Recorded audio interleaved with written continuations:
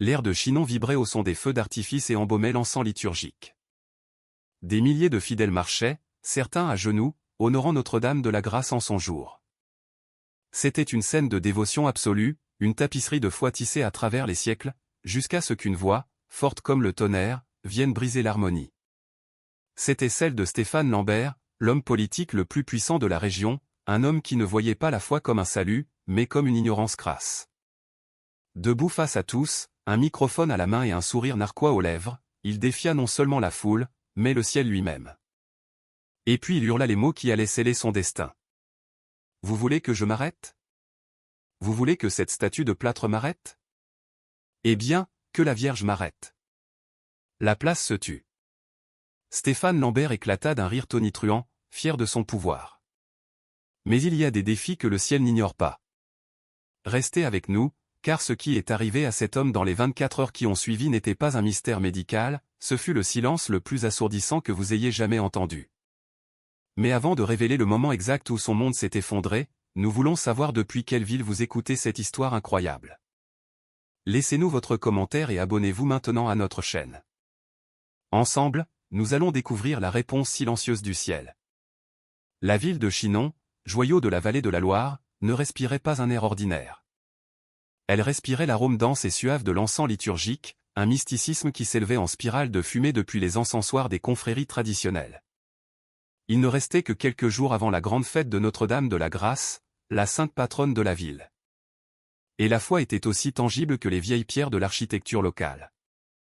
Les ruelles du vieux bourg, habituellement tranquilles, étaient une toile vivante de préparation. Des guirlandes colorées, avec leurs motifs d'anges et de fleurs, se balançaient entre les balcons comme une dentelle céleste. Le son des tambours des danseurs traditionnels, un battement profond et ancestral, résonnait sur les places, se mêlant au carillon constant des cloches de l'église Saint-Martin. C'était un monde où le terrestre et le divin marchaient main dans la main, un murmure collectif de prières qui se préparait à éclater en célébration. Mais au 17e étage de l'immeuble le plus moderne de la ville, dans une cabine de radio isolée du son et du soleil, se trouvait un homme qui ne partageait pas cette foi. Stéphane Lambert, à 58 ans, était un homme bâti d'angles droits et de certitude de béton.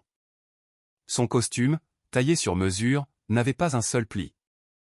Sa voix, son plus grand atout, était un outil calibré pour la persuasion et le pouvoir, une voix qui avait conclu des contrats millionnaires et remporté des élections. Stéphane était un entrepreneur devenu politicien, ou peut-être avait-il toujours été les deux. Il voyait Chinon non comme un sanctuaire, mais comme un moteur industriel, une carte d'opportunité logistique. Et pour lui, cette vague de dévotion qui paralysait la ville chaque année n'était rien de plus qu'un frein à main culturel, une charmante mais exaspérante perte de temps. « Dites-nous, monsieur Lambert », commença l'animateur radio, un jeune homme dont la voix semblait nerveuse face à la présence imposante de Lambert. « Vous êtes un homme de progrès, mais aussi un homme de Chinon. Vous verrons-nous participer aux célébrations de notre sainte patronne ? Les gens attachent de l'importance à ces traditions. » L'animateur força un sourire, espérant une réponse diplomatique, un geste de bonne volonté pour son audience matinale. Stéphane Lambert laissa échapper un rire bref, un son sec qui n'avait rien de joyeux. C'était le son de la condescendance. Il s'approcha du microphone, sa cravate en soie parfaitement nouée. « Écoutez, Léo, dit-il, utilisant le prénom de l'animateur avec une familiarité qui était presque un avertissement. Je me consacre à construire des ponts, pas à prier des statues. Et les ponts que je construis sont en acier et connectent des marchés. Ce sont eux qui amènent de la nourriture sur la table. » Le silence dans la cabine fut lourd. Stéphane continua, savourant sa propre audace. « Je respecte les traditions, dit-il, faisant rouler le mot dans sa bouche comme s'il avait un mauvais goût. Mais le progrès n'attend pas que nous ayons fini de lancer des feux d'artifice. Pendant que la moitié de la ville est à genoux à demander des miracles, l'autre moitié, celle qui travaille, est coincée dans les embouteillages à cause des processions. Je crois au travail acharné, à la logique, à ce qui peut être mesuré et pesé. Voulons-nous être une ville du premier monde ou voulons-nous continuer à être un village pittoresque avec des problèmes du premier monde ? » Sa voix était séduisante dans son cynisme, une logique froide qui désarmait. Pour lui, les milliers de bougies allumées dans les rues n'étaient qu'un risque d'incendie, et les chants étaient un bruit qui interférait avec les affaires. Depuis la rue, 17 étages plus bas, le son sourd d'un tambour de confrérie réussit à s'infiltrer faiblement à travers le verre épais de la fenêtre. Un boum, boum, boum rythmique. Stéphane l'entendit et son front se plissa une fraction de seconde. C'était une distraction, un rappel du monde qu'il tentait si désespérément de paver. Il se tourna vers le microphone pour son coup de grâce. Je demande à votre audience, qu'est-ce qui nous a donné le plus? Les prières ou l'investissement étranger? Je vais à l'église. Bien sûr que oui, mentit-il avec aisance. Mais je prie la seule Vierge qui ne fait jamais défaut, la Vierge de la productivité. Il se renversa dans son fauteuil, croisant les jambes avec le regard d'un homme qui venait de gagner un débat qui n'existait que dans sa tête. Le jeune animateur, pâle, n'eut que le réflexe de lancer une page de publicité, tandis que l'écho du rire de Stéphane Lambert flottait encore dans l'air conditionné de la cabine, un son froid et métallique dans une ville qui se préparait à célébrer le plus chaleureux des mystères. Ce même soir, Stéphane Lambert se trouvait dans sa véritable cathédrale, le restaurant Le Relais de la Châtelaine, un bastion de luxe et de pouvoir où le seul encens était la fumée de cigares coûteux et la seule musique le murmure d'affaires millionnaires. Il était au centre d'une longue table, célébrant avec un groupe d'investisseurs étrangers à qui il vendait sa vision d'un Chinon sans superstition, un paradis industriel. Il leva son verre d'un grand cru, un rouge sombre et cher comme ses yeux. Je lève mon verre à l'avenir, dit-il, sa voix résonnant dans le salon privé. Un avenir où la logique et le capital triomphent de la tradition et de la peur. Les investisseurs applaudirent, charmés par son charisme d'acier. Pour eux, il était le visage d'une France moderne, un homme capable de déplacer des montagnes ou, du moins, de construire une usine dessus. Au milieu des rires et du cliquetis des couverts en argent contre la porcelaine fine, le téléphone de Stéphane vibra sur la table en acajou. L'écran s'illumina. Chloé, sa fille. Il fronça les sourcils. Chloé était douce, trop semblable à sa mère, trop dévote. Il savait exactement pourquoi elle appelait, sans doute pour le réprimander pour ses commentaires à la radio, pour lui parler de respect et de foi. D'un geste d'impatience, il refusa l'appel et retourna le téléphone, éteignant la lumière de l'écran, un simple geste qui était une porte claquée au nez de sa propre famille. Mais en faisant cela, en voyant l'écran s'obscurcir, son sourire d'hôte se figea un instant imperceptible. Le geste de rejet avait ouvert une porte qu'il maintenait verrouillée à double tour depuis 30 ans. Pendant une seconde, le restaurant luxueux disparut. L'odeur du vin se transforma en odeur de cire de bougie fondue et d'une infusion de plantes médicinales qui bouillait toujours sur la cuisinière. Le murmure des investisseurs s'évanouit, remplacé par le son d'un chapelet récité à voix basse et celui d'une toux sèche, persistante et faible. Il vit une chambre dans la pénombre, dans la vieille maison de ses parents. Il vit sa sœur, Manon, 17 ans, la peau pâle et les lèvres sèches, agrippée à un crucifix en bois. Stéphane, alors étudiant en ingénierie de 20 ans, avait supplié, avait imploré ses parents de l'emmener à l'Institut de cardiologie à Paris. Il avait trouvé l'argent, il avait pris rendez-vous avec un spécialiste. Mais ses parents, et Manon elle-même, avaient choisi différemment. Ils avaient choisi la foi. Ils avaient choisi un pèlerinage à Sainte-Anne-d'Auray, promettant de parcourir les 10 derniers kilomètres à genoux. La foi la sauvera, mon fils, lui avait dit sa mère, les yeux remplis d'une certitude qu'il trouvait terrifiante. Manon mourut une semaine plus tard dans son lit, tandis qu'un guérisseur traditionnel lui posait des cataplasmes sur la poitrine et que la famille récitait le chapelet dans la pièce voisine. « Monsieur Lambert, tout va bien ?» La voix d'un investisseur japonais le ramena à la réalité. Stéphane cligna des yeux, secouant la tête comme un chien s'ébrouant après une averse. Il força son sourire d'affaires. « Parfaitement. J'étais en train de calculer les projections logistiques. » Mais la blessure était ouverte.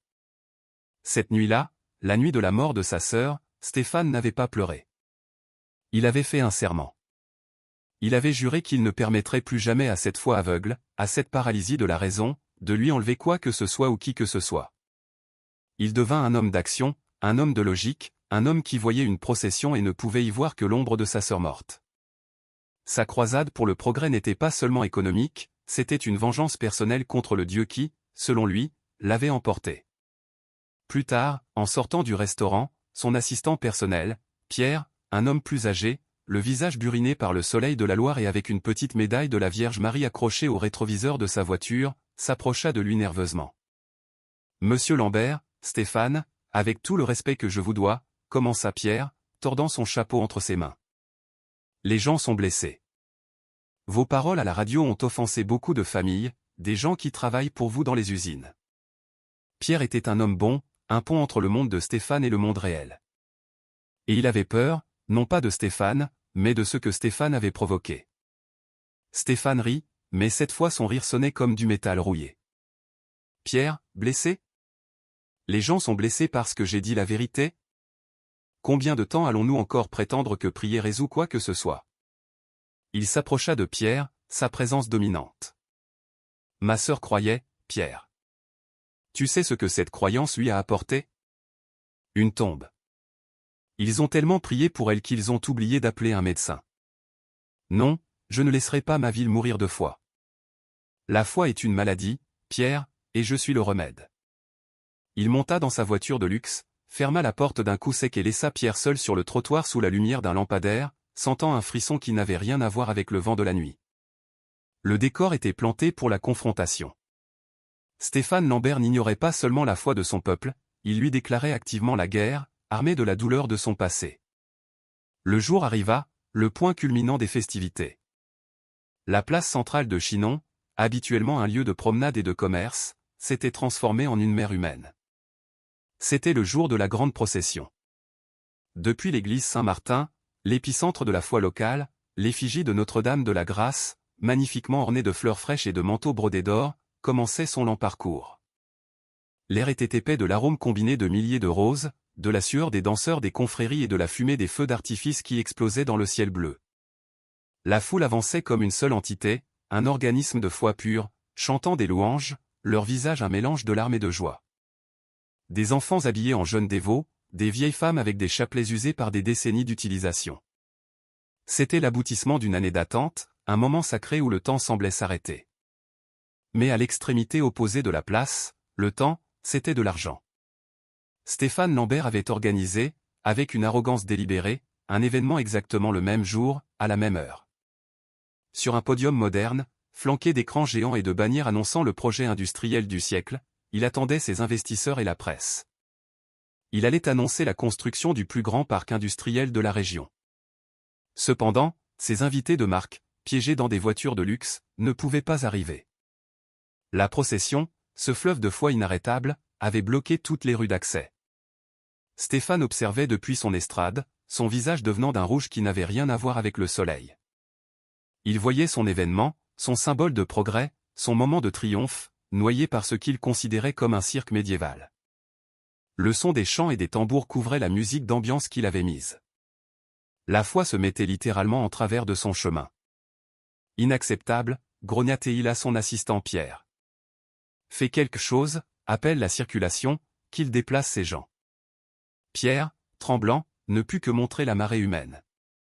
Monsieur, c'est la procession, on ne peut pas la déplacer. C'est la Vierge. La réponse fut la pire qu'il aurait pu donner. Pour Stéphane, ce mot, Vierge, était le résumé de tout ce qu'il haïssait. L'irrationalité, la paralysie, le souvenir de sa sœur. La fureur, cette bête qu'il avait nourrie pendant 30 ans, brisa finalement sa cage. Il oublia les investisseurs, il oublia la presse. C'était devenu personnel. Il se dirigea vers le pupitre, poussa le maître de cérémonie sur le côté et prit le microphone. Le système de sonorisation de pointe était conçu pour couvrir la place entière. Avec un hurlement aigu de Larsen, la voix de Stéphane Lambert explosa, réduisant les chants au silence. « Assez !» cria-t-il. Sa voix, amplifiée par 1000 watts, frappa la foule comme un fouet. La procession s'arrêta. Les tambours cessèrent au milieu d'une mesure. Des milliers de têtes se tournèrent vers lui, confuses. Le silence qui suivit fut soudain et profond. Assez de ce cirque. Vous ne vous rendez pas compte? Vous bloquez le progrès. Vous étouffez cette ville avec votre ignorance. Vous croyez que cette poupée, il désigna l'image sacrée au loin, va payer vos factures? Va construire des écoles? C'est le travail qui le fait, c'est l'industrie qui le fait, c'est moi qui le fais. Il s'avança jusqu'au bord de l'estrade, son visage un masque de mépris. Il était dans son élément, dominant la foule, sentant le pouvoir de sa propre voix. À ce moment, une vieille femme, le visage ridé comme une pomme, avec un foulard bleu couvrant sa tête, se détacha de la foule. Elle était au premier rang et, avec une agilité surprenante pour son âge, elle monta les marches du podium. Elle ne semblait pas effrayée. Ses yeux sombres et profonds étaient remplis d'une tristesse infinie. Elle s'approcha de Stéphane et, sans dire un mot, lui tendit une petite image pieuse, une représentation usée de Notre-Dame de la Grâce. « Pour qu'elle veille sur toi, mon fils, murmura-t-elle d'une voix fragile. Pour qu'elle t'enlève cette douleur que tu portes. » Cet acte de compassion pure fut pour Stéphane l'offense finale. Qu'elle voie sa douleur, qu'elle lui offre cette solution, c'était comme jeter du sel sur sa blessure vieille de 30 ans. Stéphane Lambert regarda l'image, puis la vieille femme. Un sourire lent et cruel se dessina sur son visage. Il prit l'image de la main de la femme. La foule observait, retenant son souffle. Ils pensèrent peut-être à un geste de paix. Mais Stéphane leva l'image pour que tous la voient, près du microphone. « Ça !» cria-t-il, sa voix se brisant de rage. « Vous voulez que ça m'arrête? Vous voulez que cette statue de plâtre et de papier m'empêche d'apporter le vrai progrès? Eh bien, que la Vierge m'arrête. » Et alors, avec un geste théâtral de défi, il cracha sur l'image, puis, devant le cri étouffé de milliers de personnes, il rit. Un rire fort, arrogant, qui résonna dans chaque recoin de la place. Un rire qui défiait le ciel lui-même. Et tandis que le rire arrogant de Stéphane Lambert résonnait encore contre les murs de l'église et qu'un silence d'incrédulité couvrait la place, nous voulons savoir d'où vous êtes témoin de cette histoire.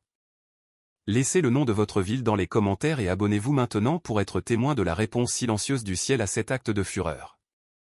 Le rire de Stéphane Lambert, amplifié par les haut-parleurs, frappa les façades en pierre de la place et revint comme un écho grotesque. Puis il mourut. Il mourut dans l'air, étouffé par un silence qui tomba sur la foule, non comme une couverture, mais comme une dalle de plomb. Ce ne fut pas un silence vide, ce fut un silence lourd, dense, rempli de l'électricité de milliers de cœurs qui s'étaient brisés au même instant. Le temps s'arrêta. Le vent cessa de faire bouger les guirlandes colorées, le soleil sembla perdre de sa chaleur. Pendant une seconde éternelle, des milliers de personnes, figées sur place, regardèrent l'homme sur le podium avec une incrédulité si profonde qu'elle en était presque paralysante. Il n'y eut pas de cri de rage, pas d'insulte, pas une seule pierre ne fut lancée. La réponse de la foule fut quelque chose de bien plus ancien, de bien plus puissant et, pour Stéphane, 1000 fois plus terrifiant, une douleur collective et sacrée. La première à bouger fut la vieille femme, Madame Marie, celle-là même qui lui avait offert l'image. Elle ne regarda pas l'image souillée sur le sol. Son regard resta fixé sur les yeux de Stéphane, et dans les siens, il n'y avait pas de haine. Il y avait une pitié si profonde, si vaste, que c'était comme si elle voyait son âme nue et tremblante. Elle secoua lentement la tête, non en signe de désapprobation, mais de lamentation. Et puis, avec un effort qui sembla lui coûter la vie, ses vieux genoux fléchirent. On les entendit craquer tandis qu'elle s'agenouillait lentement sur les pavés de la place. Elle ne détourna pas le regard de lui jusqu'à ce que ses genoux touchent le sol.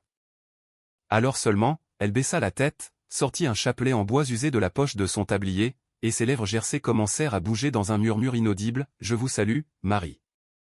Ce simple acte fut le signal. Ce fut la digue qui se rompit.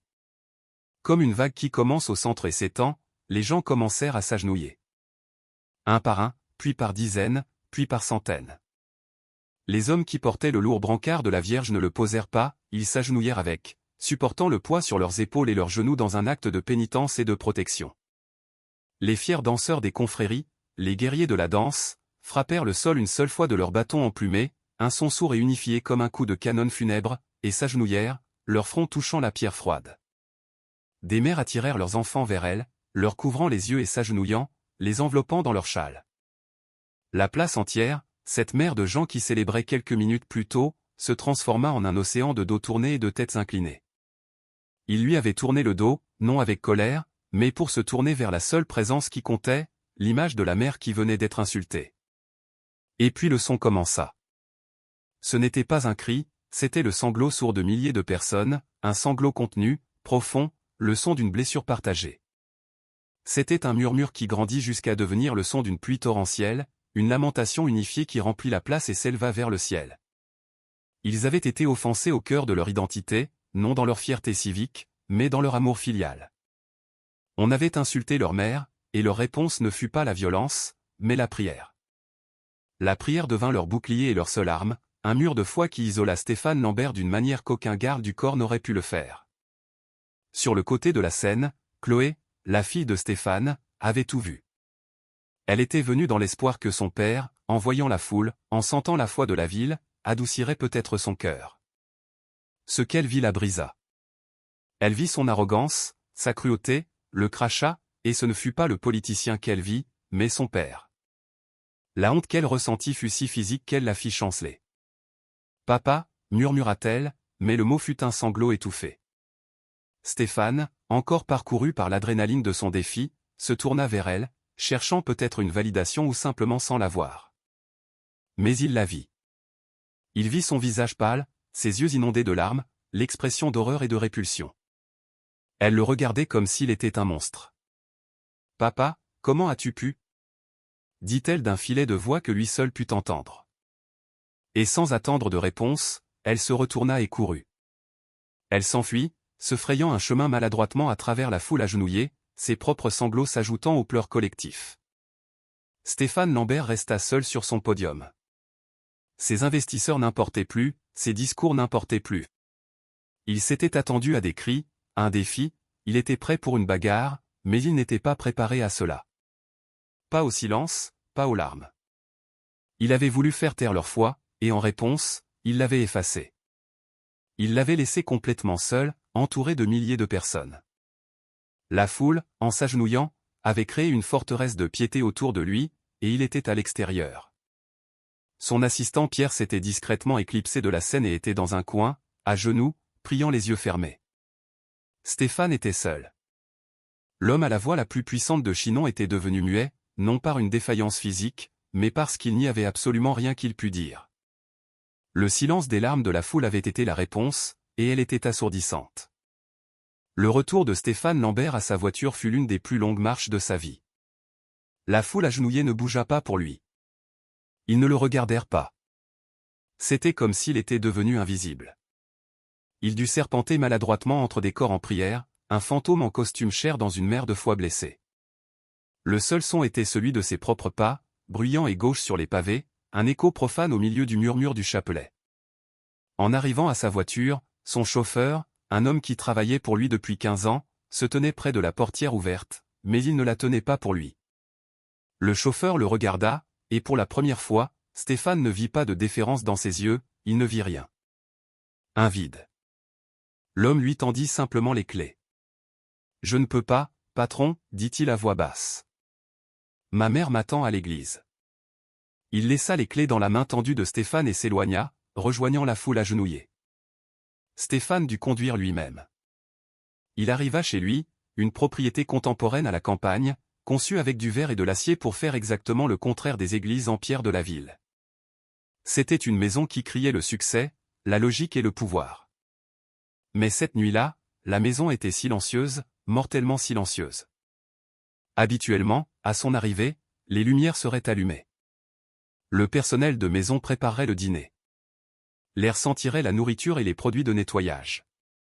Mais la maison était sombre et vide.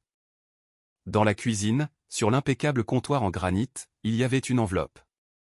À l'intérieur, le salaire de la semaine de ses 2 employés de maison et du cuisinier, et une note. Ce n'était pas une note de colère.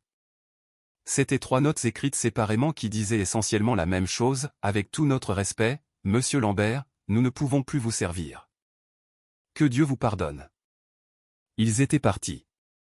Tout son personnel, les gens qu'il payait et qui dépendaient de lui, avaient choisi la dignité de leur foi plutôt que la sécurité de leur salaire. Il se servit un whisky, le bruit des glaçons dans le verre résonnant comme un coup de feu dans le silence. Il alluma la télévision, s'attendant à voir le scandale, à voir son nom aux informations, prêt pour le combat. Il s'attendait à ce qu'on le traite de monstre, qu'on le dénonce. Mais il n'y eut rien. Les chaînes d'information locales parlaient de l'incident de la procession avec une délicatesse déconcertante. Elles parlaient d'un « moment de tension », mais se concentraient sur « l'impressionnante démonstration de foi et d'unité de la communauté ». Il ne l'attaquait pas, il l'éditait, il l'effaçait du récit. L'histoire n'était pas son défi, c'était la réponse unie du peuple.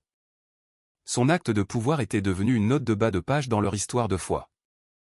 Cela le mit plus en colère que n'importe quelle insulte. Lui, qui était habitué à être le centre de tout, était maintenant une tâche que la ville nettoyait en silence. Le lendemain, il se rendit à son bureau, prêt à rétablir l'ordre. Il revêtit son meilleur costume, son armure de pouvoir. Mais son empire était devenu un royaume de fantômes. En entrant dans le hall de son entreprise, la réceptionniste, une jeune femme qui le saluait toujours avec un sourire éclatant, ne leva même pas les yeux. Elle murmura juste « Bonjour, monsieur » à son ordinateur. Quand l'ascenseur s'ouvrit, les cadres qui étaient à l'intérieur se tendirent visiblement. Personne ne parla. Personne n'établit de contact visuel. Quand il entra, ils sortirent précipitamment, feignant une conversation urgente. Il marcha dans le couloir de son propre étage de direction et le son des claviers s'arrêta. Les conversations cessèrent. Les gens s'enfoncèrent dans leur bureau, leur dos devenant un mur de silence. C'était le même silence que sur la place, mais maintenant il sentait le café de bureau et l'air conditionné. Son assistant Pierre n'était pas là. Son bureau était vide, à l'exception de sa médaille de la Vierge Marie, celle qui était toujours accrochée à l'écran de son ordinateur. Pierre l'avait laissée là, un symbole silencieux de sa démission. Son téléphone, habituellement une symphonie de pouvoir qui sonnait toutes les 5 minutes, était muet. Les investisseurs étrangers, ceux qui l'avaient courtisé au restaurant, envoyèrent des courriels. Ce n'étaient pas des courriels de colère, c'était pire. C'étaient des courriels froids, corporatifs, citant des préoccupations concernant la stabilité communautaire et la volatilité imprévue de l'environnement social. Le projet de parc industriel n'était pas mort, il était en pause indéfinie. Ses partenaires locaux, les politiciens et les entrepreneurs de Chinon qui avaient grandi avec lui, cela ne répondait tout simplement pas. Ses appels tombaient directement sur la messagerie vocale. Son pouvoir ne résidait pas dans son argent, il résidait dans son influence, dans sa voix. Et soudain, personne ne voulait l'entendre, personne ne voulait s'associer à lui. On ne le punissait pas, on l'isolait. Il était en quarantaine spirituelle. Mais le coup le plus profond, celui qui lui coupa le souffle, fut dans sa propre maison silencieuse. Il alla dans la chambre de Chloé. La porte était ouverte. La chambre était impeccable. Trop impeccable. Il ouvrit l'armoire. La moitié de ses vêtements manquait. Elle était partie. Il chercha une note de colère, une lettre de haine, quelque chose qui lui donnerait un ennemi contre qui se battre. Il ne trouva rien. Sur l'oreiller, parfaitement plié, Chloé avait laissé sa mantille en dentelle, celle qu'elle utilisait pour aller à la messe, et à côté, un unique chapelet de perles blanches. Ce n'était pas un cadeau, c'était une déclaration. C'était la frontière qu'il avait franchie et qu'elle ne pouvait pas franchir. Il avait voulu faire taire la foi, et maintenant il vivait dans le plus absolu des silences. Il était seul avec ses pensées, entouré d'un succès matériel qui semblait soudain creux et froid. Son orgueil lui avait construit une prison parfaite, et il en avait lui-même fermé la porte à clé de l'intérieur. Il était seul, attendant une validation, une bagarre, une réaction qui n'arriva jamais, et le silence était assourdissant. Les semaines passèrent.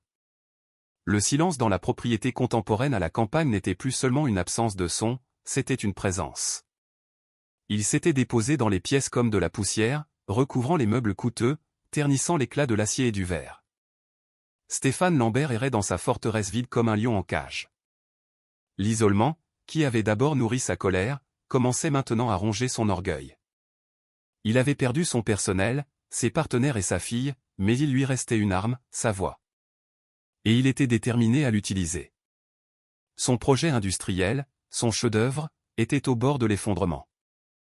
Les investisseurs s'étaient retirés, citant l'instabilité sociale qu'il avait lui-même provoquée. Il avait besoin d'une victoire. Il devait prouver à tous qu'il était toujours aux commandes. Il décida d'organiser une conférence de presse d'urgence. Pas dans un hôtel, pas à la chambre de commerce, il le ferait sur son propre territoire, dans l'auditorium de son entreprise. C'était un geste désespéré, une tentative de reprendre le récit par la seule force de sa volonté. Il passa 3 jours enfermé à écrire son discours. Ce ne seraient pas des excuses. Ce serait une attaque. Il accuserait ses concurrents d'utiliser la superstition pour le saboter. Il parlerait du progrès contre l'ignorance.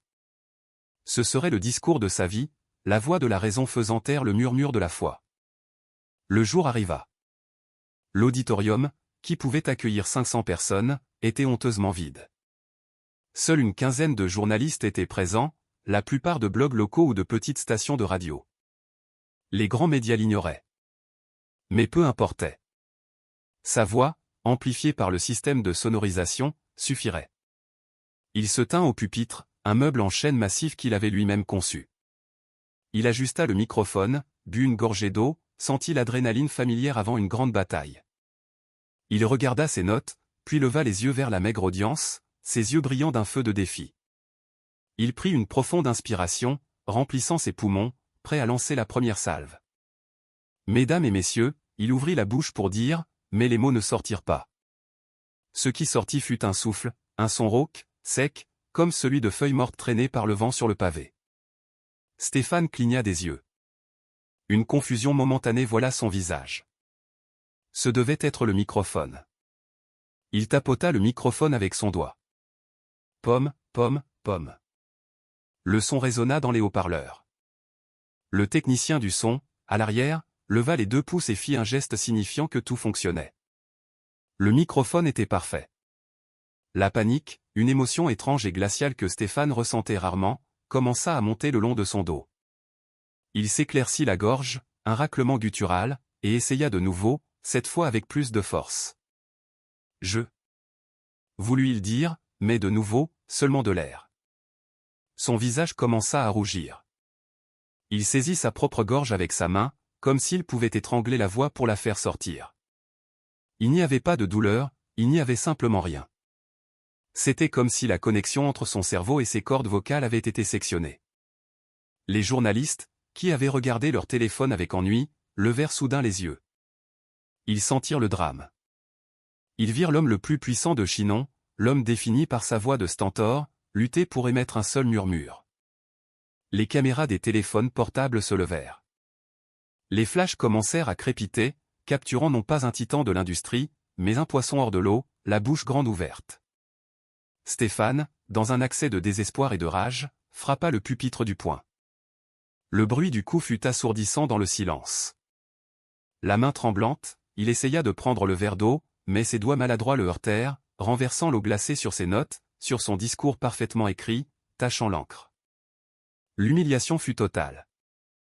Il tourna les talons et quitta la scène en fuyant, tandis que le seul son dans la salle était le goutte-à-goutte de l'eau tombant du pupitre au sol. Quelques jours plus tard, il se trouvait dans une clinique privée parisienne, la plus chère de la capitale. L'air sentait l'antiseptique, l'argent. Il avait subi tous les tests que la science moderne pouvait offrir, IRM, scanner, une laryngoscopie qui avait enregistré chaque millimètre de sa gorge. Le spécialiste, un homme de renommée mondiale, regardait les images sur un écran haute définition. Stéphane était assis en face de lui, muet, avec un carnet et un stylo à la main, réduit à l'humiliation d'écrire ses questions comme un écolier. Le médecin se tourna enfin, son visage un masque de perplexité professionnelle totale. « Monsieur Lambert », dit le médecin, sa voix nette. C'est fascinant d'un point de vue clinique, et complètement inexplicable. Il montra l'écran. Vos cordes vocales sont parfaites, impeccables.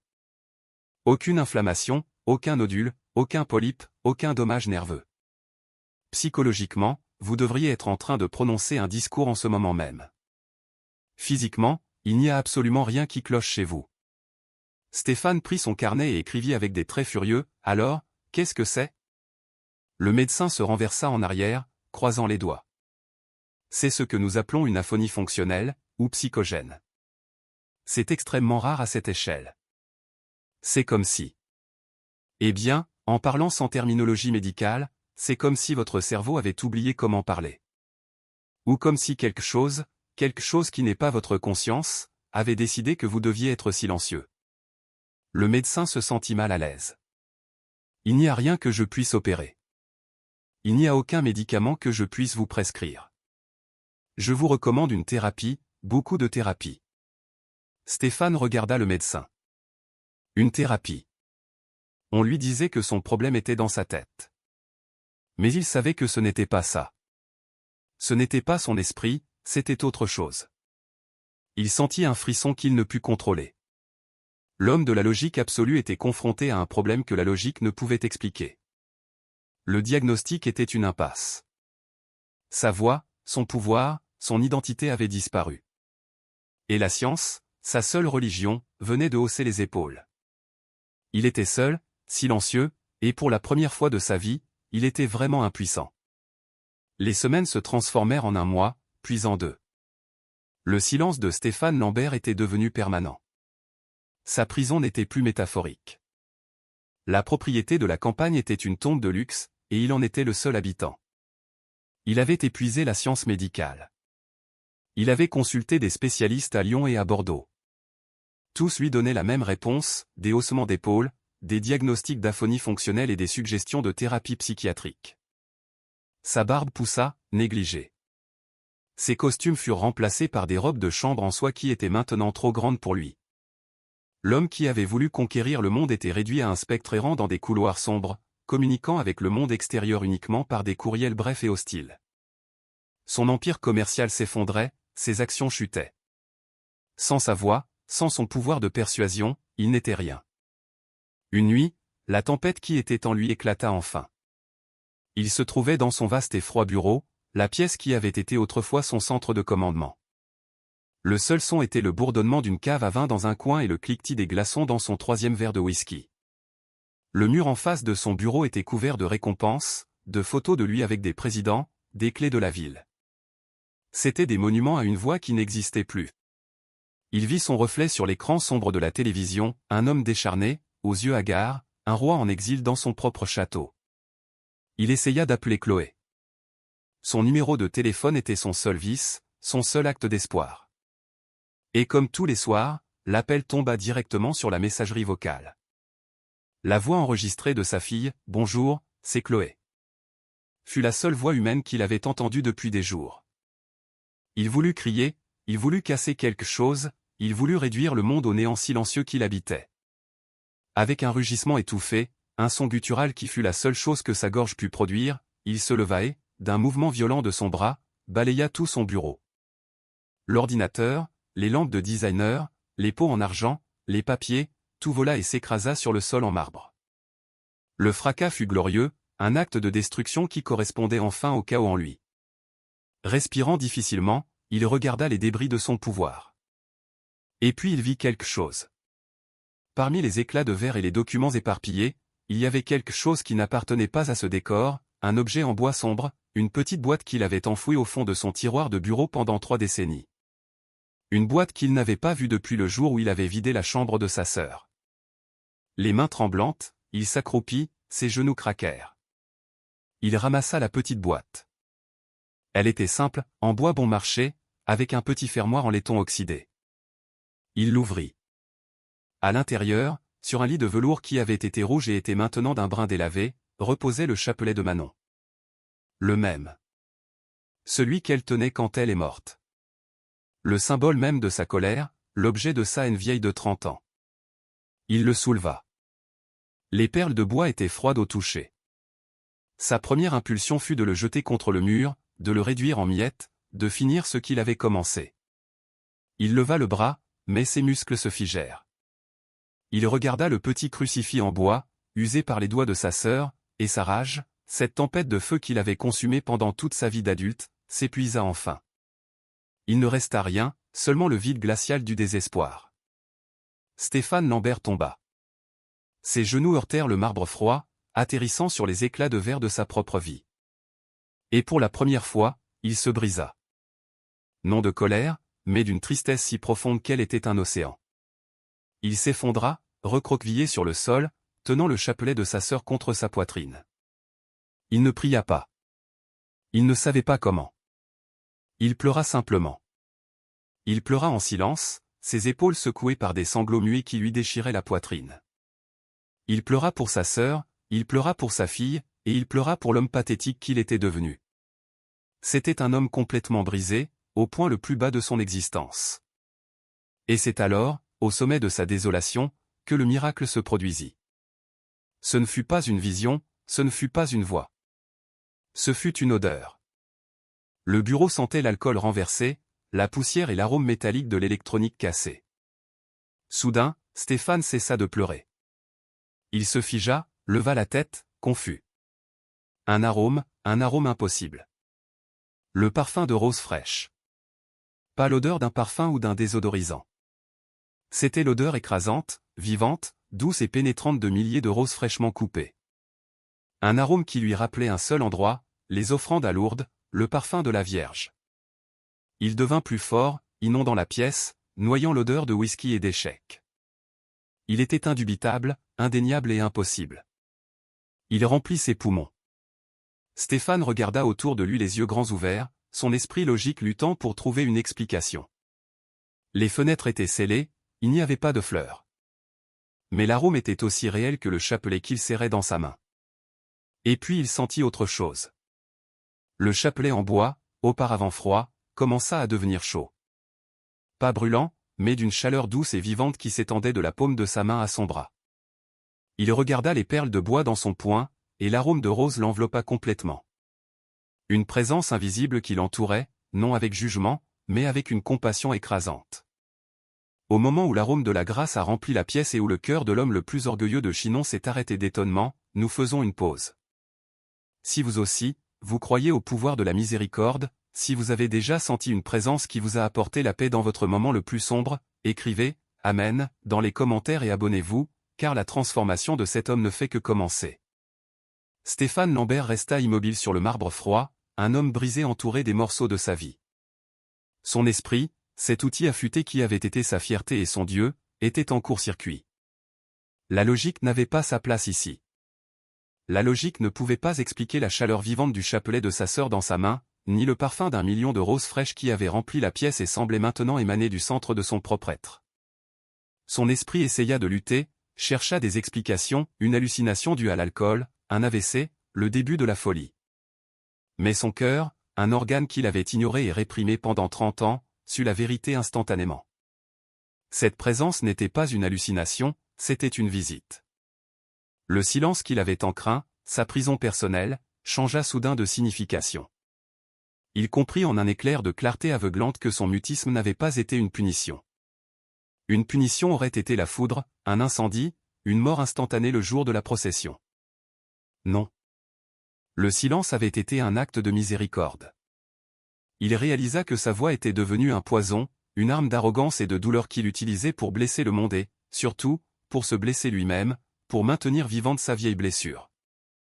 Et ainsi, le ciel, dans un acte de compassion maternelle, ne l'avait pas foudroyé. Il lui avait simplement enlevé son arme. On l'avait mis en pause, on l'avait fait taire non pas pour le détruire, mais pour l'obliger à s'arrêter, pour l'obliger à écouter le fracas de sa propre âme brisée.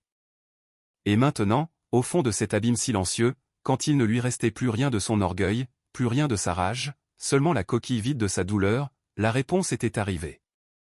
Et la réponse n'était pas une voix, ni un sermon, ni un jugement. La réponse était le parfum des roses, la réponse était la chaleur dans sa main. La réponse était la miséricorde dans sa forme la plus pure. Un amour que non seulement il ne méritait pas, mais qu'il avait activement méprisé et sur lequel il avait craché, et qui lui était donné malgré tout. Ce fut cette vérité qui le brisa, la prise de conscience que, dans son moment de plus grande bassesse, il n'avait pas trouvé la condamnation, mais une grâce incompréhensible. La carapace dure que Stéphane Lambert avait construite autour de son cœur, une coquille de 30 ans de cynisme, de douleur et d'orgueil, se désintégra. Les sanglots muets qu'il avait secoués se transformèrent. Un son. Le premier son humain qu'il émit en des mois jaillit de sa gorge. Ce n'était pas un mot, c'était un gémissement, un hurlement primitif d'une douleur si profonde qu'elle n'avait pas de nom, suivi d'un déluge de larmes qui n'étaient pas de désespoir. C'étaient les larmes de la reddition. C'étaient les larmes d'un homme qui lâchait enfin prise. Il pleura pour la première fois depuis qu'il était enfant. Il pleura de tout son corps, tremblant sur le sol, frappant le marbre du poing dans un rythme de repentir. Il pleura la mort de sa sœur Manon, mais cette fois non avec la rage de l'injustice, mais avec la douleur pure de la perte et l'amour qu'il n'avait jamais pu exprimer. Il serra le chapelet en bois contre sa poitrine, s'y accrochant comme un naufragé à une planche. Et il pleura pour sa fille Chloé, pour le monstre qu'il était devenu à ses yeux, pour la douleur qu'il lui avait causée. Et finalement, il pleura pour lui-même, pour les 30 années perdues, pour l'amertume qui avait empoisonné chacun de ses succès, pour l'homme vide qu'il avait été. Il réalisa que la foi de sa sœur ne l'avait pas tué, la foi l'avait soutenu. C'était lui qui avait été mort tout ce temps. Lui, l'homme de la logique et du progrès, avait vécu dans une tombe de rage, tandis qu'elle, sur son lit de malade, avait été entourée d'une grâce qu'il n'avait jamais pu voir. Il n'était plus un politicien, plus un homme d'affaires. Il n'était qu'un homme à genoux sur des éclats de verre, baigné d'un parfum céleste, demandant pardon sans mots. Il leva le chapelet en bois, l'humble relique de sa sœur, et le porta à ses lèvres. Ses lèvres muettes baisèrent la croix. Et dans cet acte, l'homme connu sous le nom de Stéphane Lambert, le titan de Chinon, l'homme à la voix de tonnerre, mourut. Et à sa place, sur le sol de ce bureau froid, un homme nouveau et silencieux commença à naître. La catharsis avait été complète. La barrière entre lui et le monde, entre lui et Dieu, s'était effondrée. Et tout ce qui restait était le silence. Mais ce n'était plus un silence de punition. C'était un silence de paix, le silence d'un cœur brisé qui était enfin en train de guérir. Les mois passèrent. Le silence de Stéphane Lambert devint sa nouvelle identité. Mais ce n'était plus le silence de l'isolement et de la prison, c'était le silence de la contemplation. La nouvelle de la nuit dans son bureau, du parfum de rose, ne quitta jamais ses murs, mais la transformation de l'homme fut indéniable et publique. La première chose qu'il fit fut de vendre. Il vendit la propriété contemporaine, vendit sa flotte de voitures de luxe et vendit ses actions dans le projet industriel du siècle. Il vendit tout, non dans une faillite hostile, mais dans une liquidation silencieuse et méthodique. Ses anciens collègues d'affaires pensèrent qu'il était devenu fou, que l'aphanie lui avait brisé l'esprit. Il ne pouvait pas avoir plus tort. Elle lui avait guéri l'âme. L'argent, cette fortune amassée avec orgueil et logique, fut entièrement donnée. Pas à une fondation portant son nom, pas à une bourse dans une université de prestige. L'argent fut remis anonymement aux œuvres de charité de l'église Saint-Martin, la même église qu'il avait méprisée. L'argent fut destiné à un refuge pour pèlerins, à une soupe populaire pour les sans-abri et à une petite clinique pour les malades en phase terminale qui était gérée, sans qu'il le sache au début, par la même vieille femme au foulard bleu qui s'était agenouillée devant lui, Madame Marie. Les habitants de Chinon commencèrent à remarquer les changements. Le refuge, qui était sur le point de fermer, avait soudainement des fonds. La soupe populaire, qui ne servait que des haricots et du riz, pouvait maintenant offrir du poulet et de la soupe chaude. Les gens ne savaient pas d'où venait l'argent, mais ils l'appelaient le miracle du silence. L'anniversaire arriva.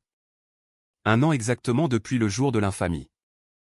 La ville de Chinon se préparait une fois de plus à la grande fête de Notre-Dame de la Grâce. La place principale était de nouveau ornée. L'air sentait le même encens et les mêmes fleurs. Mais il y avait une tension palpable. Une mémoire collective. Les gens se demandaient à voix basse ce qui allait se passer. Y aurait-il un vide cette année, où la douleur se répéterait-elle? La procession commença. Les tambours des confréries, les chants, la marée de foi. La belle effigie de la Vierge sur son brancard d'argent avança lentement, arrivant sur la place. Et c'est alors que la foule le vit. Il n'était pas sur un podium, il ne portait pas de costume, il n'avait pas de voix pour crier. Stéphane Lambert était là. Il était apparu d'une rue latérale, et la foule s'écarta instinctivement, comme l'eau autour d'un rocher. Il était méconnaissable. Il avait perdu du poids. Ses cheveux, autrefois parfaitement coiffés, étaient maintenant gris et courts, sans élégance. Il portait un pantalon simple en coton et une chemise blanche, les vêtements d'un paysan, et il était pieds nus. Ses pieds, qui n'avaient connu que les chaussures italiennes en cuir, étaient nus sur les pavés. Il ne rejoignit pas la procession. Il attendit. Il attendit, immobile, le regard baissé, tandis que le brancard de la Vierge s'approchait du centre de la place. Et alors, au moment exact où la Vierge passa devant lui, Stéphane bougea. Il marcha avec une lenteur délibérée, non vers la Vierge, mais vers l'endroit exact où se trouvait le podium, l'endroit exact où il avait pris le microphone, l'endroit exact où il avait craché et ri. La foule retint son souffle. Que allait-il faire? Un autre acte de défi? Stéphane arriva au centre de ce point et là, devant des milliers de personnes, l'homme qui avait gouverné la ville avec son orgueil s'agenouilla. Ses genoux heurtèrent la pierre avec un son sourd. Puis il fit ce que les danseurs des confréries faisaient, il plia son corps, son front touchant le sol poussiéreux de la place, dans le geste de l'humilité la plus absolue, un acte de réparation sur le lieu même de son crime. Il resta là, prosterné, une masse de repentir au milieu de la place. La procession s'arrêta. Le silence s'étendit de nouveau, mais cette fois, ce n'était pas un silence de choc, c'était un silence d'émerveillement.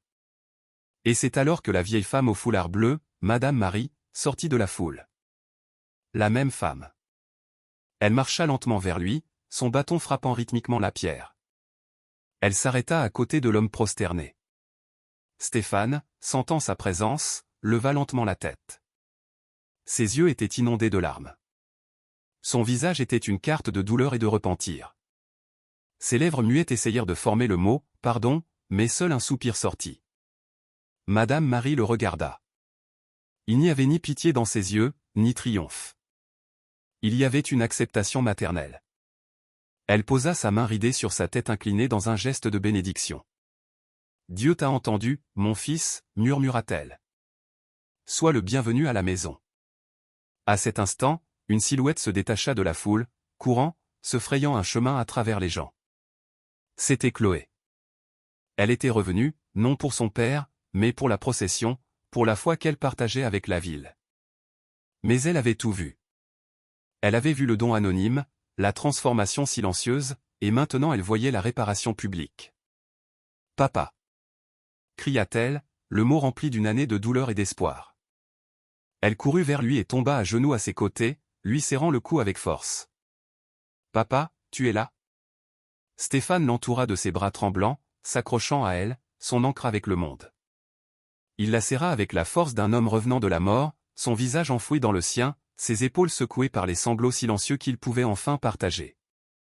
La foule vit le père et la fille, vit la vieille femme les bénissant, et le silence d'émerveillement se rompit. Non pas avec des applaudissements, mais avec quelque chose de plus profond. Ils se mirent à chanter de nouveau. Le chant de l'Ave Maria s'éleva, cette fois non comme une lamentation, mais comme une célébration. La communauté, miroir de la grâce, avait manifesté le même pardon que la Vierge lui avait montré. Le cycle était complet. Stéphane Lambert ne redevint jamais « Monsieur Lambert ». Le titre, le pouvoir, la voix tonitruante, tout cela appartenait à un homme qui était mort sur le sol de son bureau, entouré d'éclats de verre et du parfum des roses. L'homme qui se releva était simplement Stéphane, et il était silencieux. Sa voix ne revint jamais, pas telle qu'il la connaissait. Mais le destin, ou la providence divine, lui réservait une dernière ironie, un cadeau final. Alors qu'il serrait sa fille Chloé au milieu de la place, avec le chant de l'Ave Maria les enveloppant et la main de Madame Marie sur sa tête, il essaya de dire la seule chose qui comptait. Il mit toute la force de son âme brisée dans ce mot, et tandis que ses lèvres bougeaient, un son sortit. Ce n'était pas le tonnerre d'autrefois. C'était un murmure. « Pardon » dit-il, un son rauque, à peine audible, comme celui de quelqu'un qui apprend à parler pour la première fois. Chloé l'entendit, et ce murmure valait plus que tous les discours que son père avait prononcés dans sa vie. Elle s'écarta, le regarda dans les yeux et lui sourit à travers ses larmes. « Je t'entends, papa, dit-elle. Je t'entends. » Sa vie n'était plus un témoignage de pouvoir, c'était un témoignage de service. Il ne retourna pas à la politique, ni aux affaires. Sa nouvelle mission était silencieuse et se déroulait loin des projecteurs. La scène finale de sa vie ne se déroule pas dans une salle de conseil, mais dans une aile de l'hospice que son argent avait sauvé, l'hospice Notre-Dame de la Miséricorde, le même lieu que dirigeait maintenant Madame Marie et où Chloé travaillait comme bénévole. Stéphane passait ces journées-là. Il n'était pas le directeur, pas un bienfaiteur avec une plaque sur le mur.